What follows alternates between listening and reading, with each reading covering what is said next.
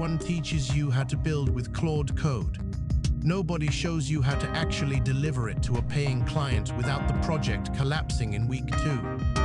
If you're a solo builder who can code fast but keeps losing clients between the demo and the handoff, you're not alone. I'm going to walk you through the exact 4-stage delivery pipeline I run from a single Claude Code session, from signed intake to deployed MVP in about 2 hours. Most tutorials skip stages 2 and 4 because they've never shipped to a real client. I ship these weekly. Let's start with the stage where 80% of solo builders quietly fail. Here's the problem I keep seeing. A small business owner comes to you and says, "I need an invoicing tool that handles Serbian VAT rules and syncs with my bank." You're excited. You open Claude Code. You start prompting. You get something working in an afternoon. Then the client sees it and says, "Wait, that's not what I meant." 2 weeks later, you've rewritten it 3 times. The scope has doubled and you're working for free. This is the reason most solopreneurs never turn Claude Code into an actual business. The bottleneck was never the code.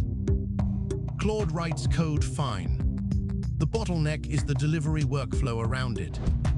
Intake, scoping, testing, handoff. That's 80% of the job and nobody teaches it. So let me show you the exact pipeline I run for every client project. 4 stages.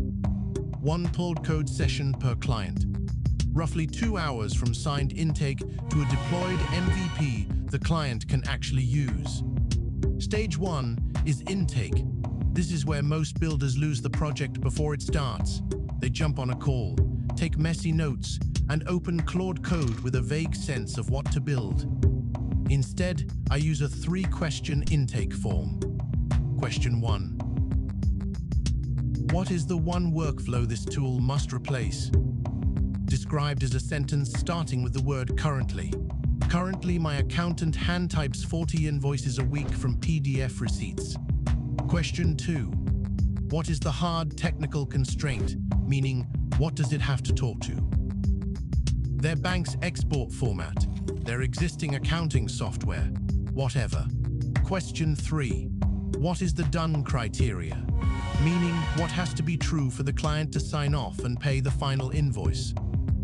3 questions. That's it.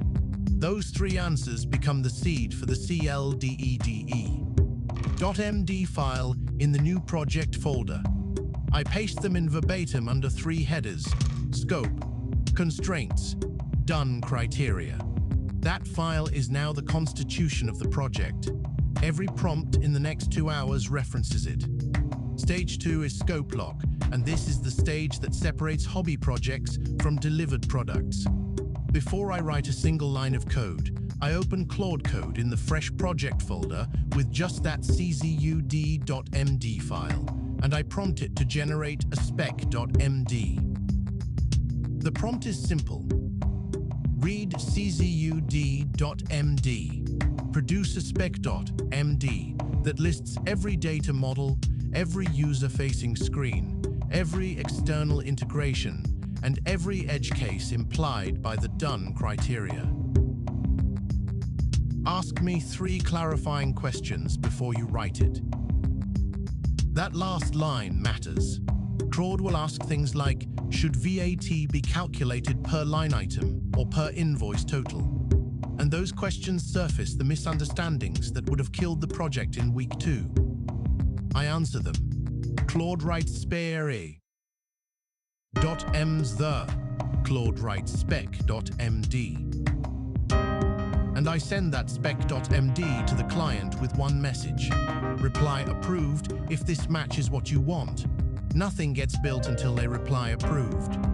This has saved me from 3 ghost projects in the last 6 months alone. Stage 3 is the build loop. And here's where I do the least amount of work. With CLAUDE.md and spec.md both sitting in the project folder, I prompt Claude Code with a test-first pattern. The prompt is read CLAUDE.md and spec.md. For each feature in spec.md, write the test first, then implement it. Commit after each passing test. Stop and ask before any architectural decision not covered in spec.md. That last line is the leash. Claude Code will happily invent architecture if you let it. And inventing architecture is where projects rot. With the leash on, Claude writes, tests, commits, writes, tests, commits, and I only step in for the architecture calls.